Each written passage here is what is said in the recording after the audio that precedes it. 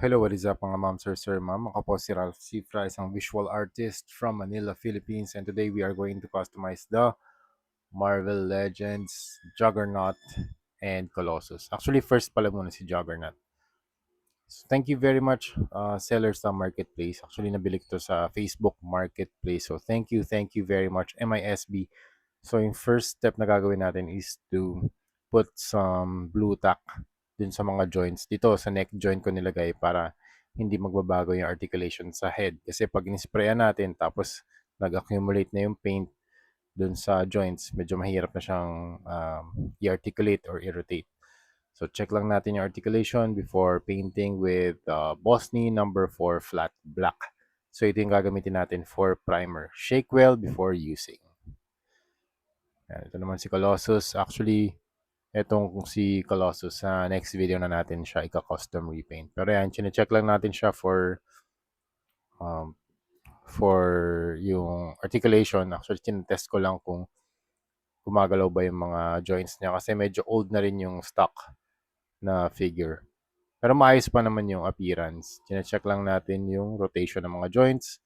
Kung mahigpit ba, kasi kung mahigpit, lalagyan natin ng hot air para mas madali siyang i-rotate.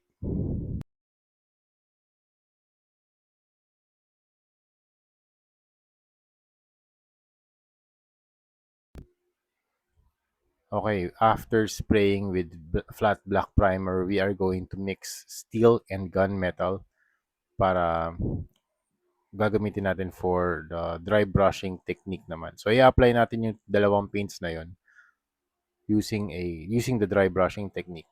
So, pag dry brushing, dinadrag lang natin yung paint across the surface to create yung emphasis sa surface, to create weathering and magkaroon ng extra layer of highlights. So pag ginamit natin to, mas madedefine yung muscles, yung mga nakaangat na mga sculpts. Yan usually muscle definition ni Juggernaut makikita. Alright, and then the next step, warm red and leather brown ang imimix natin para makapag-create na base color. Thank you very much, Hero Paints, for sponsoring this video. Yan. So, dry brushing technique din yung process natin dito.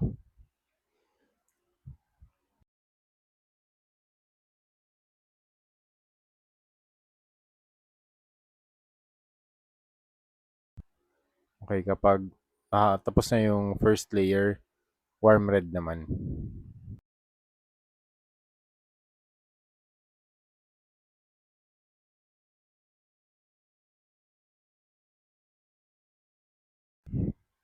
Yan, kasi medyo neutral yung finish ng leather brown. So, we are going to add warm red para magkaroon ng additional layer of color.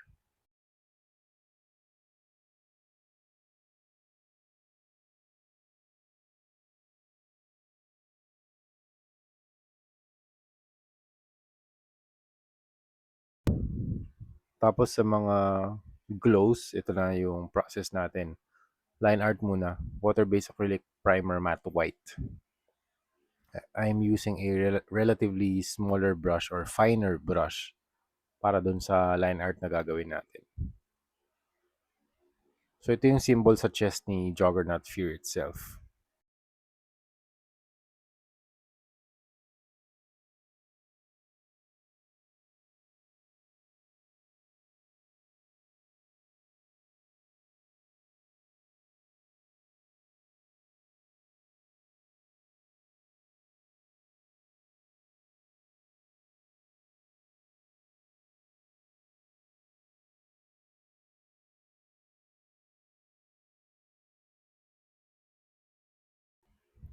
Alright, tapos na yung line art.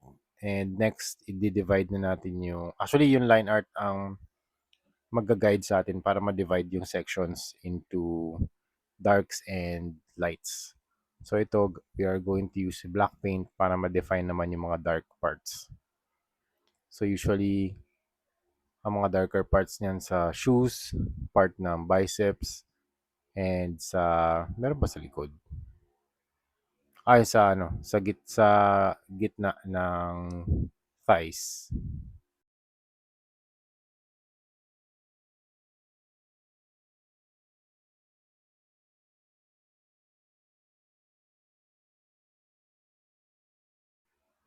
Yan. Tapos gagamit din tayo ng gunmetal para naman magkaroon ng highlights yung black areas.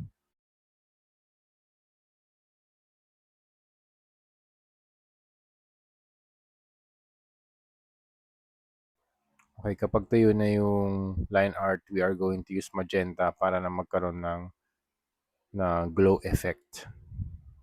Ito mas maraming water yung ina-apply ko.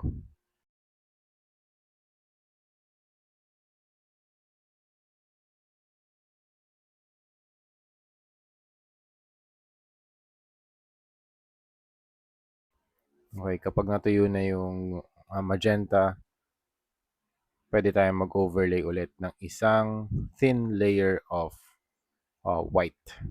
So ito yung magkikreate ng illusion na parang nag-glow yung lines.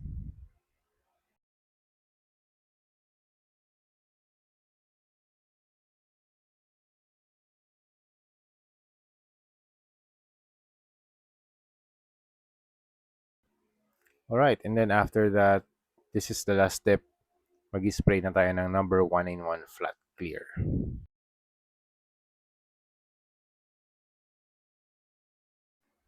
Okay, so yun lang mga ma'am, sir, ma'am. Ito na, tapos na ang ating Juggernaut, Fear Itself, Marvel Legends, custom repaint na action figure.